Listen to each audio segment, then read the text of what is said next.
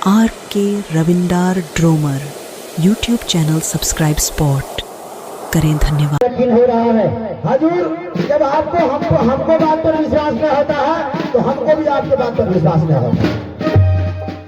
सुनो जी, विश्वास होगा तब मैं अपने पुत्र भूषण समंत को खुद पूछकर बुला करके पूछ लेता। अहाँ का तो विश्वास नहीं है, यदि आप पूछ लियो जरा पूछबे हमरा की छे से लेना देना। हमें तो जे बात सच है तो सच में आज कौन बात का है, हम सच बात बोल दिया, जो था हो गया, बता दिया। अब जाने आपका बेटा मेरे सामने से अरे